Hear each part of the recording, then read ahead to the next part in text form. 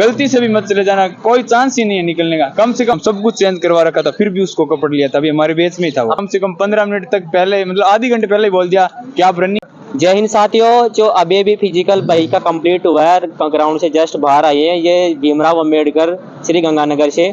भाई का आज जो फिजिकल कंप्लीट हो गए, कौन से बैच में दौड़े, कैसी रनिंग की, इन्हें डॉक्यूमेंट्स वेरीफाई क्या क्या था और इनके साथ एक्टिविटी क्या क्या, पूरी जानकारी लेंगे। भाई क्या नाम है आपका? मेरा नाम विजयपाल बम्बू है, मैं बीकानेर से हूँ। तो आपने एक्सीडेंट लगाया है? गुड एक्सीडेंट लगाया है मैंने आज। एक्सीलेंट। भाई आपने? एक्सीलेंट सर, बीकानेर से, डूमरगढ़ से।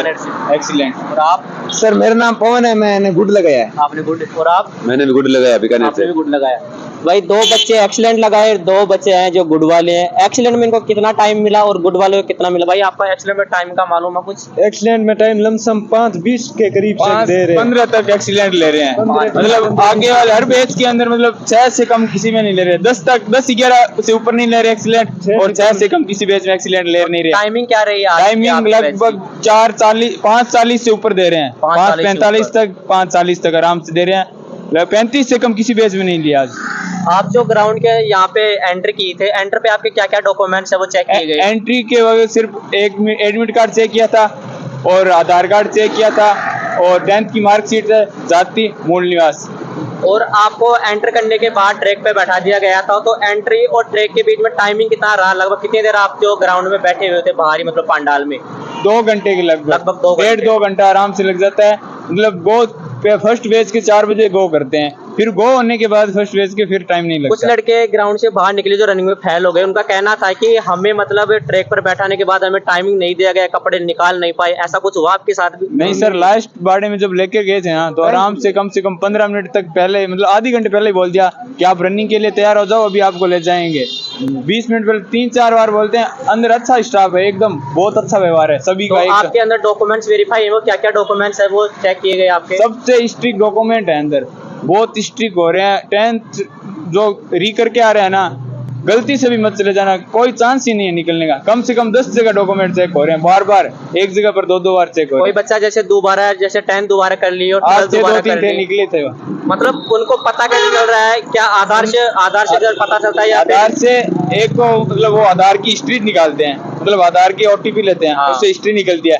फिर हिस्ट्री के हमारे हिस्ट्री कोई भी निकालेगा ना, तो उसके अंदर हमारी हिस्ट्री पूरी बता देगी। आधार कब बना है, कब अपडेट किया है, क्या क्या अपडेट किया, वो सारा बता देगा। जैसे किसी ने अपडेट करवाया आधार कार्ड में, तो उसका रीजन पूछ रहे हैं, उसका रीजन करप्शन क्या था?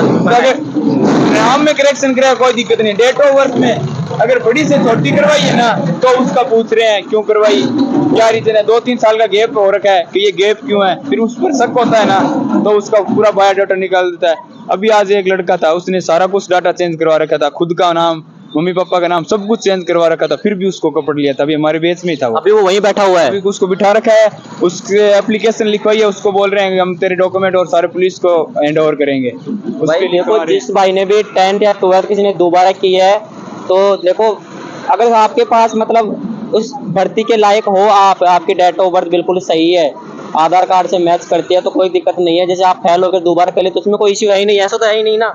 नहीं, वो अपनी डेट ऑफ बर्थ छुपाने के लिए 10 दोबारा किया शायद। हाँ, उनको मतलब एवरेज हो गए थे एक बार उनकी, एवरेज। आप प्लीज ऐसा ना करना।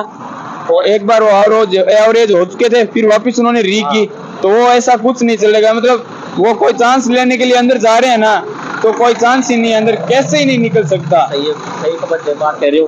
देखो भाई, जो मतलब दोबारा करने के बाद भी मतलब एग्जाम सेंटर में पहुंच गए, चलो अपने एग्जाम हो गए, लेकिन फिजिकल में डॉक्यूमेंट्स वेरीफाई होते हैं, बहुत सारी चीजें होती हैं, उनके अंदर आपको बाहर निकाल दिया जाता है। दूसरी बात यदि आप इन सब प्रक्रियाओं से गुजर भी जाते हो, तो लास्ट में जो स्टाफ है, मैन अधिकारी, वो चेक करते हैं, वो फाइनल चेक करते हैं। जिसके मतलब अगर 10वीं दोबारा नहीं की है, अगर डेट ऑफ बर्थ के साथ किसी की छेड़छाड़ की है ना, उसको भी अलग बिठा रहे हैं, फिर उसके पूरा तहकीकात कर रहे हैं क्यों डेट ऑफ बर्थ चेंज की। आपके बैच में हाइट में कितने बच्चों को निकाला? हमारी बैच में हाइट में 2 बच्चों को निकाला था। हाइट में भी अच्छा कॉम्प्रोमाइज कर रहे हैं, ऐसे नहीं। उसकी 3 बार हाइट चेक की, उसको फुल दिया कि तू कर सकते, तेरी हो सकती है, तो हम चांस ले रहे हैं, आराम से बोला, फिर उसकी हुई नहीं था। किसी बच्चे की जैसे हाइट नहीं बैठ रही, तो उसको और कुछ एक्टिविटी कराई जाती है जिससे उसकी हाइट में छूट मिले? हाँ, कुछ है मतलब है, गेम का सर्टिफिकेट है किसी के पास, तो एनसीसी का या गेम का, और गेम का है, और वो भी गेम का उनके पास वो एक शेड्यूल बना रखा है, उस फेडरेशन का है ना, वही मान्य है। अगर अंदर कोई फेक है वो नहीं चलेगा कोई भी। अच्छा। आज उसके पास था एक, वो फेक था, उसका नहीं मान्य हुआ था। और ये जो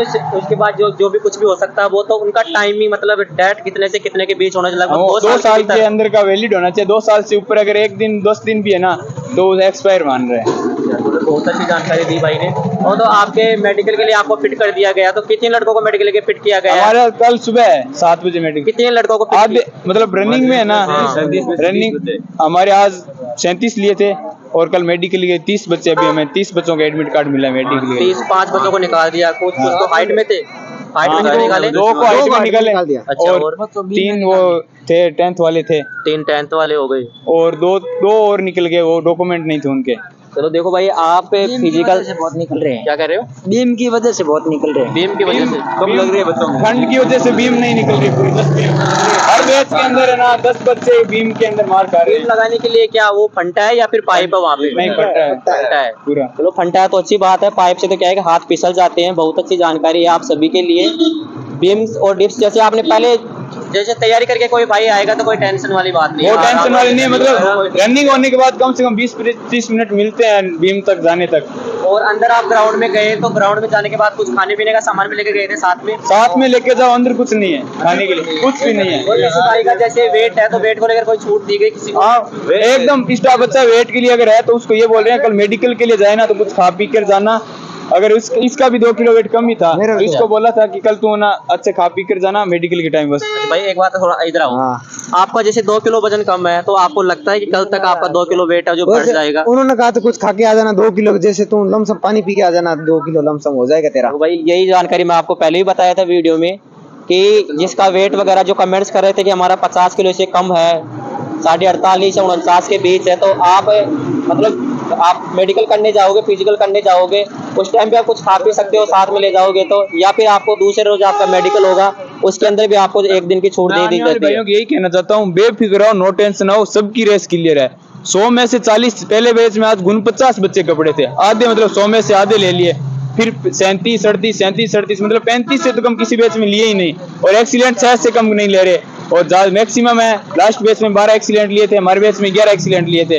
हर बैच में एवरेज 35 प्लस बच्चों का है, 35 प्लस हर बैच में है। और टोटल बैच आज 8 थे। हाँ, टोटल 8 बैच थे, 7 बैच 100 के थे, लास्ट बैच 50 का था। चलो, बहुत अच्छी जानकारी आप सभी के लिए। ये भी ऐसा 50 का बैच था, उसमें से 12 एक्सीलेंट लिए थे और 22 गुड में लिए थे, 35-36 बच्चे ले लिए थे 50 में से उनके। सभी में हुआ भाई? सभी बैच में ऐसा हुआ है, सिर्फ आप ही के बैच में ऐसा हुआ? नहीं, मतलब सभी बैचों में से ना डॉक्टर के पूछा था। बहुत अच्छी जानकारी दी है भाई ने। और भी आपके कोई डाउट्स हैं तो आप कमेंट करके पूछ सकते हो, हम भाई से पूछ लेंगे। और भी कोई जानकारी है ग्राउंड से रिलेटेड, रहने खाने की क्या क्या व्यवस्था है? भाई कहीं रहने की व्यवस्था थी आपके लिए यहाँ पे ग्राउंड के, मतलब जो ARO झुंझुनू के द्वारा यहाँ पे करवाई जाती है, बाहर को रहने की व्यवस्था थी आपके लिए? बाहर ऐसा कुछ नहीं है सर, बाहर खुद की व्यवस्था करो अपनी, यहाँ पर कुछ भी नहीं है, कोई टेंट भी तक भी नहीं लगा रखा है सर। देखो, मैंने पहले ही बताया था आपको कि आपके रहने और खाने पीने की व्यवस्था स्वयं करनी है। और भी आपको अपडेट जल्दी दे देंगे जैसे ही बच्चे मेडिकल से होके फिट होके बाहर निकलेंगे। ठीक है दोस्तों, मिलते हैं आपको जल्दी। जय हिंद, जय भारत।